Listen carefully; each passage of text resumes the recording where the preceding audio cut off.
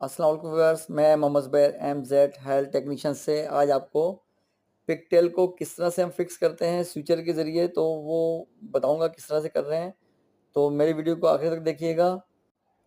समय पहले हम ये स्विचरिंग हम जहाँ से इंसिजन दिया होता है, हमने जहाँ पिगटेल डाला होता है वहाँ पे थोड़ा इंसिजन देने से थोड़ा सा होल बड़ा हो जाता है, तो उसको भी हम साथ किस तरह से हम फिक्स करते हैं।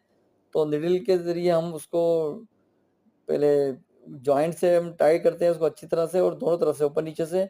उसके बाद हम इसकी चेन बनाते हैं, ऊपर से टाई करके फिर नीचे की तरफ टाई करते हैं, नीचे की तरफ टाई करते हैं। और फिर उसके बाद मतलब ये कि नीचे ऊपर इस तरह से नीचे टाई की, फिर ऊपर टाई की, फिर नीचे से टाई की, इस तरह से हम इसकी एक चेन बना लेते हैं। उससे फिर ड्रेन जो होता है ना एक, वो फिक्स हो जाता है। तो मुझे उम्मीद है कि आपको ये वीडियो समझ में आएगी। तो मेरे चैनल एम्स एंड टेंशन को लाइक करें, सब्सक्राइब करें, बेल आइकन दबाएं ताकि मेरी मजीद और वीडियो आपको इस तरह मिलती रहे।